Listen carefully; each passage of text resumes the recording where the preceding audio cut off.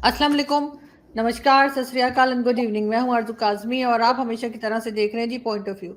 हमें जी जॉइन किया है साजिद तारड़ साहब ने, बहुत शुक्रिया सर कि आज आप आए हैं। और आज बहुत सारी सर न्यूज़ है गर्मा गर्म आपके लिए। और सबसे पहले आप कहाँ तो से स्टार्ट लेना चाहेंगे जी? गर्म हवाओं का रुख जो है वो बिल्कुल पाकिस्तान पे चल रहा है और किसी को कोई फिक्र नहीं, परेशानी नहीं है।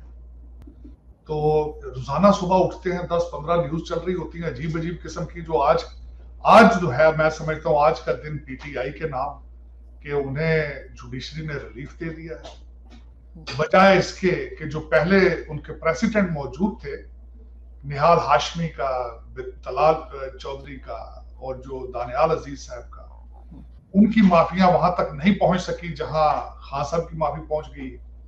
तो फिर और दूसरा जो मैं समझता हूं जो अगले दिन उन्होंने बिलखसूस ये भी एक नारा लगा दिया है कि गीदड़ों की फौज नहीं, ये शेरों की फौज का गीदड़ इंचार्ज है। तो अफसोसनाक, इस पे देखें जितना भी अफसोस किया जाए कम है, लेकिन देखें अब क्या।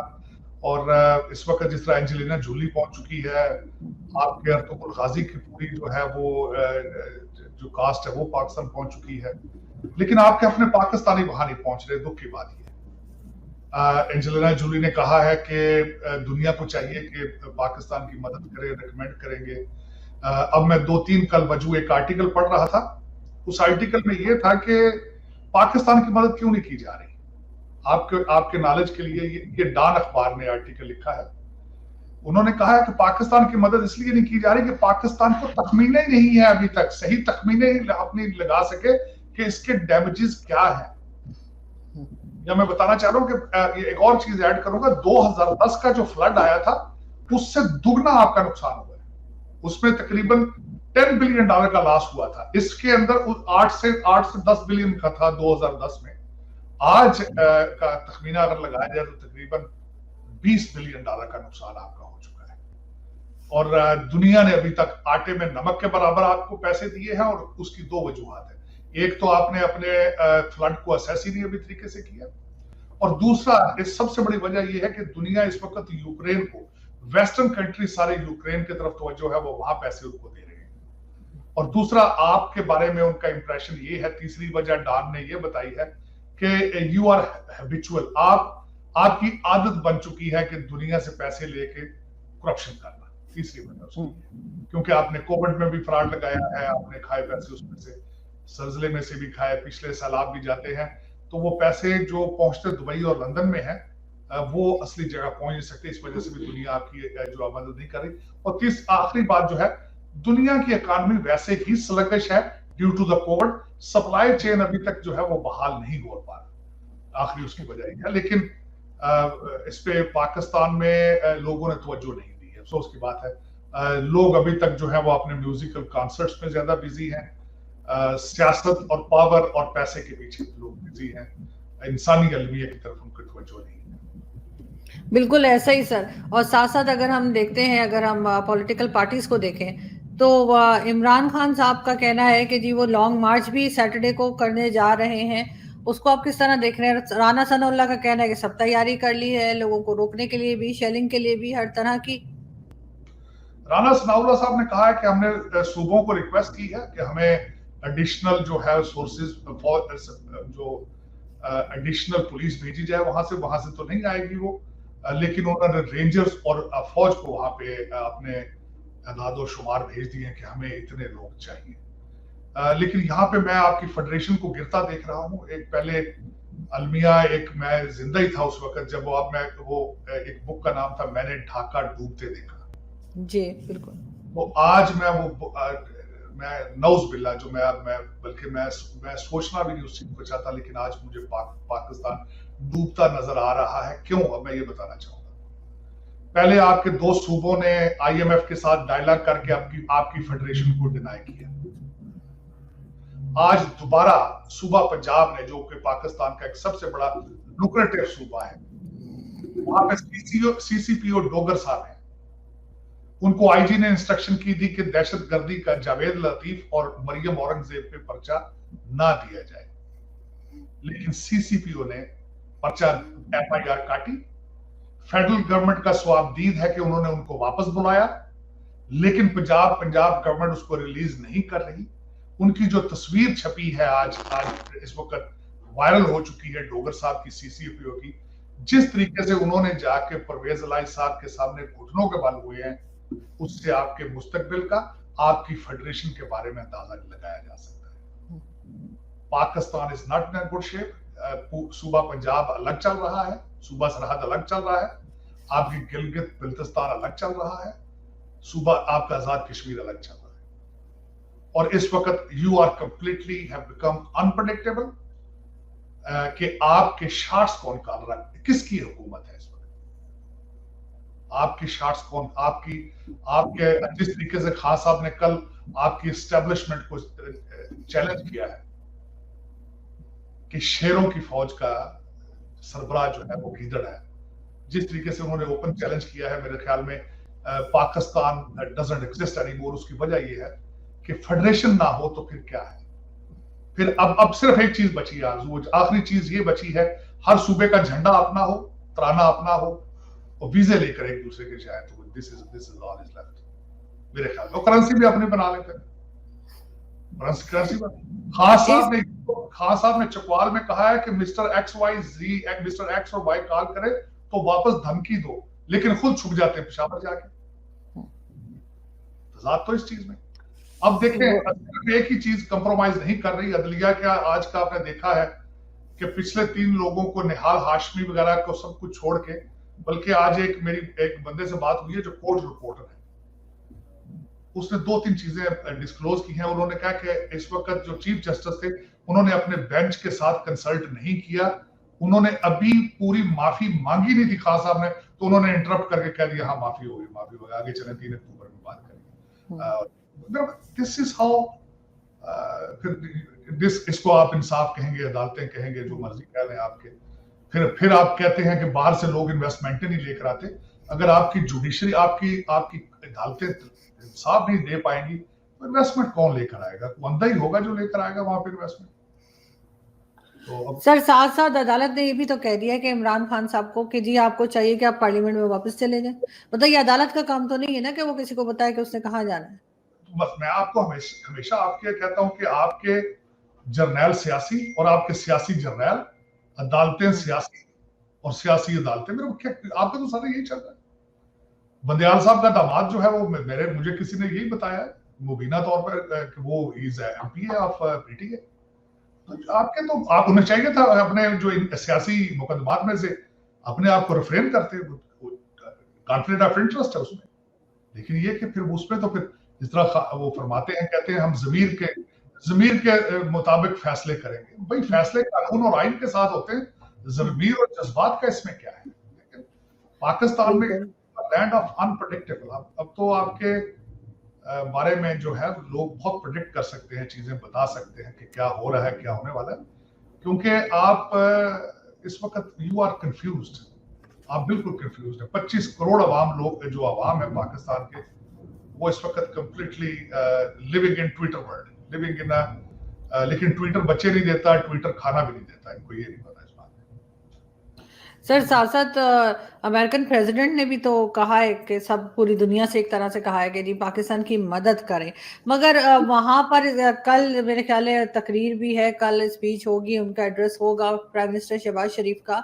किस तरह देख रहे हैं आप, क्या बात करने जा रहे हो? क्योंकि अभी तक बिलावल भुट्टो तो कोई बात पाकिस्तान की नहीं कर रहे, कभी फलस्तीन निकल जाते हैं, कभी कश्मीर निकल जाते हैं। मेरे ख्याल में आरजू, अगर सोचा जाता तो इन दोनों को लोगों को यहाँ नहीं आना चाहिए था कि इतनी बड़ी डिजास्टर आया है, और ये 25 मील की जो हुकूमत है, इनके 72 मिनिस्टर हैं, जो कि इंतहाई शर्मिंदगी है। 72 मिनिस्टर हैं, इतनी पता नहीं इस्लामाबाद की आबादी भी है नहीं है जितने मिनिस्टर बना दिए उन्होंने।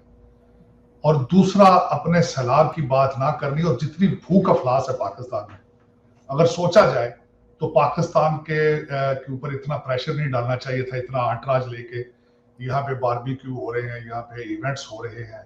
इनको चाहिए था यहाँ पे अगर आना भी था तो थ्रू स्काइप करते, ज्वाइन करते, सोशल मीडिया के जरिए स्पीच हो सकती थी।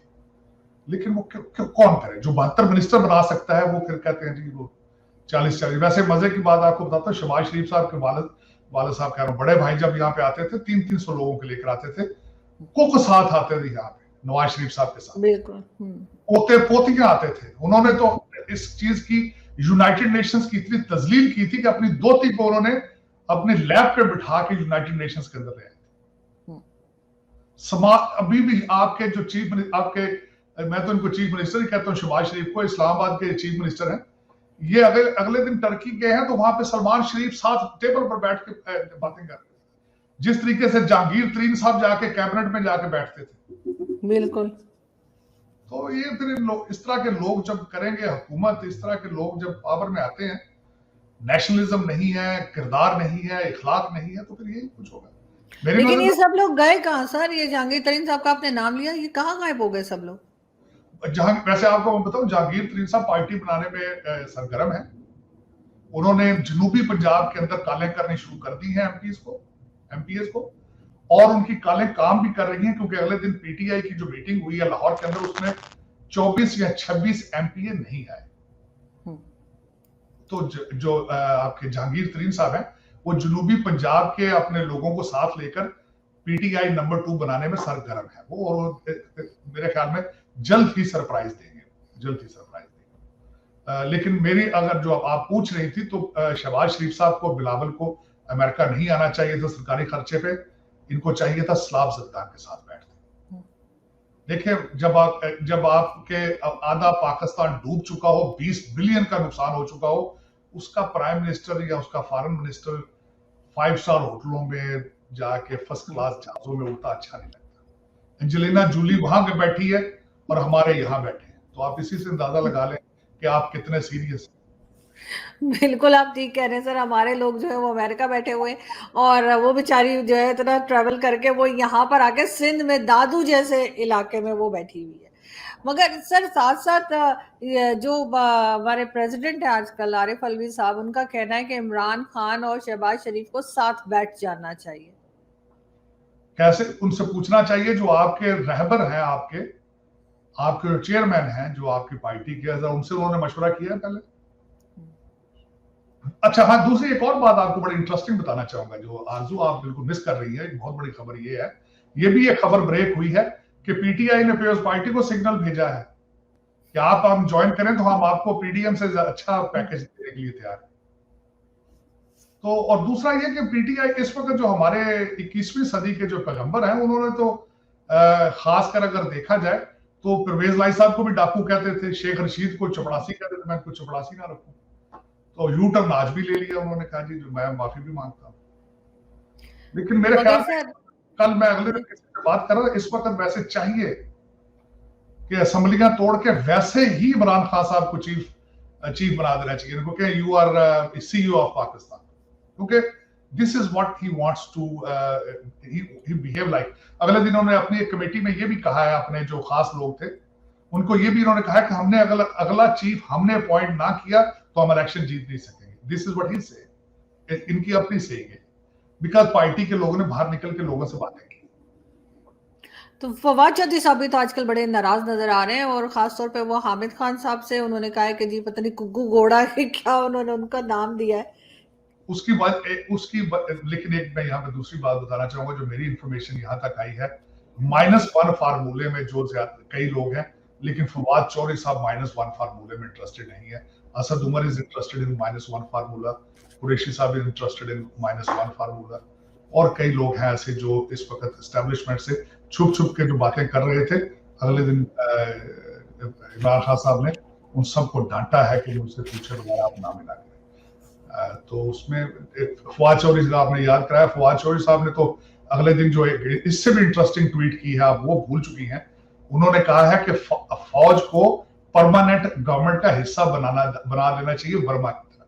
उन्होंने बर्मा की बात नहीं की, बर्मा तो मैं खुद ऐड कर रहा हूँ, क्योंकि बर्मा के अंदर ये मॉडल पहले मौजूद है कि जो रिटायर्ड फौजी जनरल होते हैं उनको असेंबली में एडजस्ट किया जाता है।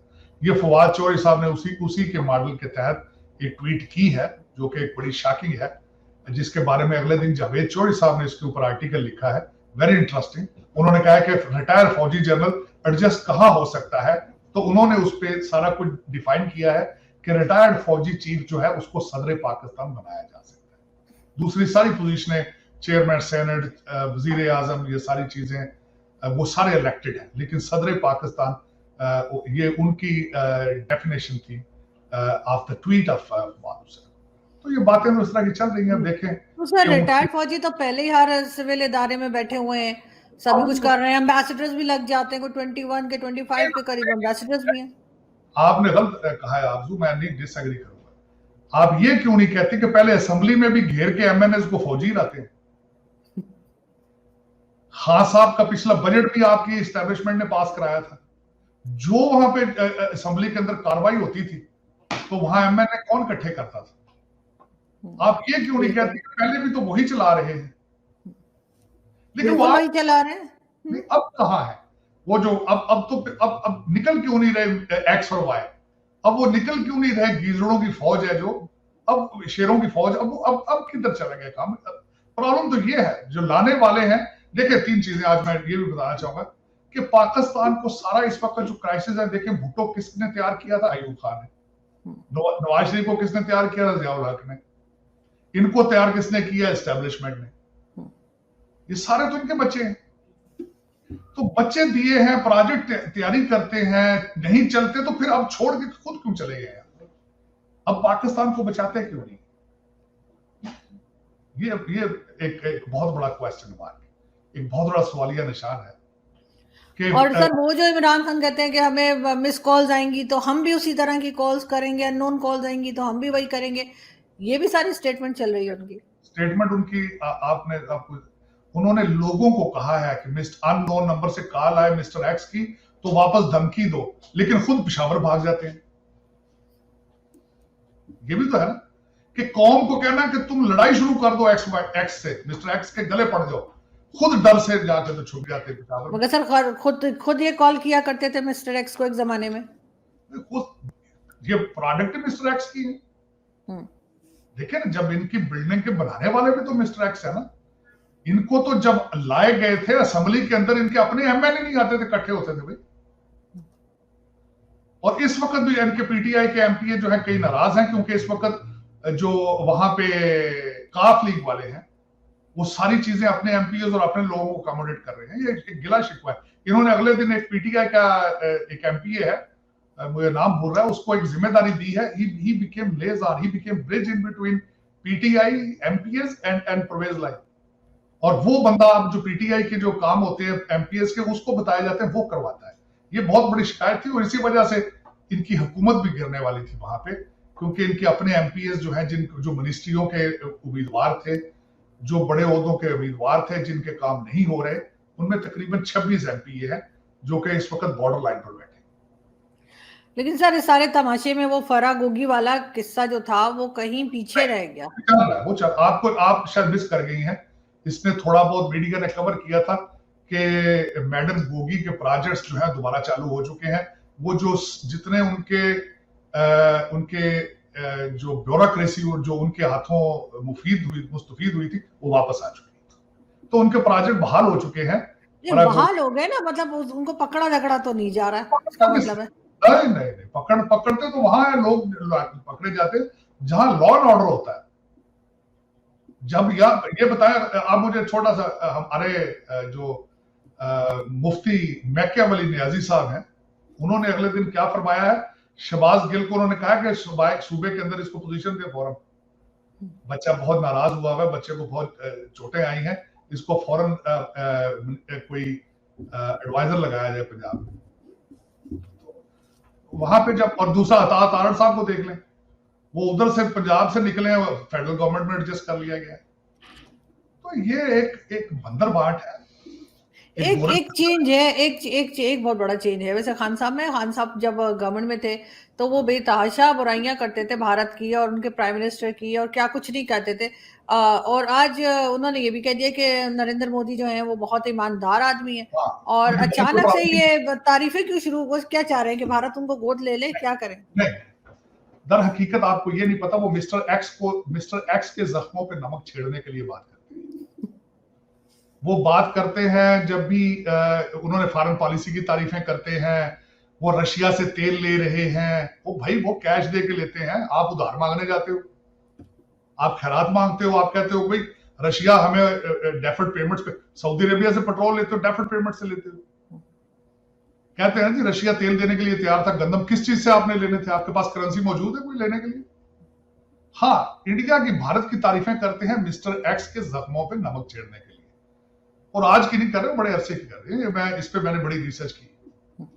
तो वैसे भी इनका भारत के साथ कोई ऐसा इख्तलाफ नहीं है। अमेरिका कहते हैं रजीम चेंज किए, अब उनके पांव में पड़े हैं। देखिए ये तो एक सियासी, सिर्फ उनका ऑब्जेक्टिव क्या है कि किसी तरीके से इस्लामाबाद को टेक ओवर कर लिया जाए, किसी तरीके से उस्मान बुजदार टाइप लोग आ जाएं और मैं रिमोट कंट्रोल से कंट्री चलाऊं, और जो बाहर से अमीर लोगों के बिगड़े हुए बच्चे जो लेकर गए थे बर्तानिया और अमेरिका से, वो दिन दुगनी रात चौगनी तरक्की करें। का ऑब्जेक्टिव तो ये है, और क्या ऑब्जेक्टिव? वो बता दो।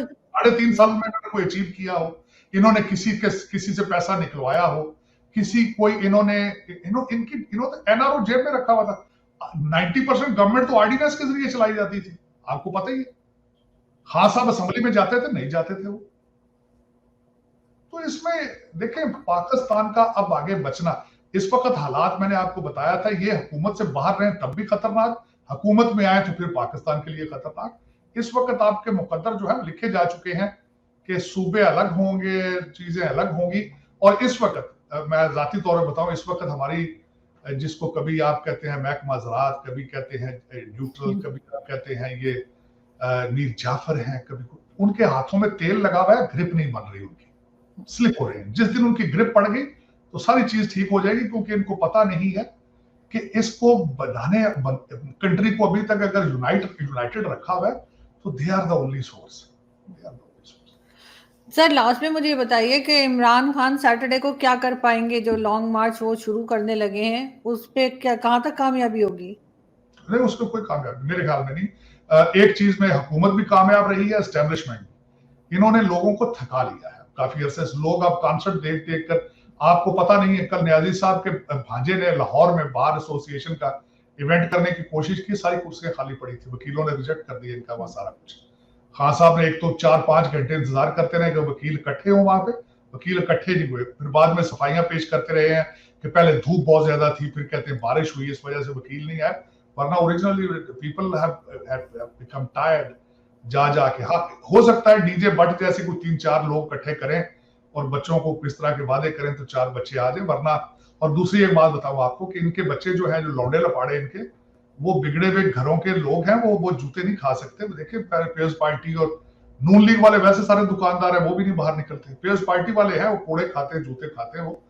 और सबसे ज्यादा खतरनाक मैं समझता हूँ 2 पार्टियां हैं, पीपल्स पार्टी और दूसरा फजलुर रहमान साहब जो अपने मदरसों के बच्चे ले आते हैं। तीसरा कोई सामने आंसू गैस के सामने और पुलिस की लाठियों के सामने और कोई दूसरा खड़ा नहीं हो सके। सर कुछ पॉपुलैरिटी रह गई है इमरान खान की, या आप समझते हैं कि सिर्फ हवा हवाई है, ऐसी कोई बात नहीं है? ये पता चल जाएगा सैटरडे को। मुझे तो यही लगता है, जिस तरह आपने फरमाया कि ये सिर्फ अभी तक कॉन्सर्ट कर रहे हैं, तो कॉन्सर्ट और पॉलिटिकल ओपिनियन के में बड़ा फर्क होता है। कॉन्सर्ट में लोग एंजॉय करना चाहते हैं, लोग बोर हुए होते हैं, तो वो उसके लिए जाते हैं। पॉलिटिकल मूवमेंट होती है जब कोड़े लोग खाते हैं, सड़कों पे निकलते हैं, लाठी चार्ज झीलते हैं, कोई आइडियोलॉजी होती है। वो रोटी कपड़ा मकान का नारा लगाया था, उस पे चला। इन्होंने नारा लगाया अमर बिल मारूफ का, देखे अब लोग कितनी मार खाते हैं। तो हफ्ता भी, परसों को हफ्ता है, क्या देख लेते हैं, बिल्कुल जाते हैं। मेरे ख्याल में तो मुश्किल है, मुझे तो नहीं लग रहा, लेकिन देखें क्या होता है। लोग ये तो कहते हैं इस्लामाबाद पे कब्जा करेंगे। कई आपके मिनिस्टरों ने कह दिया है कि विद इन वीक 7 डेज में इमरान खान पे प्राइम मिनिस्टर है। देखते हैं सर हफ्ते को क्या होता है, और ज्यादा दिन नहीं है, बीच में एक ही दिन है, देखते हैं क्या होता है। लेकिन खैर जो भी हो, मैं कह रही हूँ कि लोगों को नुकसान ना हो और पाकिस्तान के लिए कुछ बेहतर हो। बहुत शुक्रिया sir, thank you so much.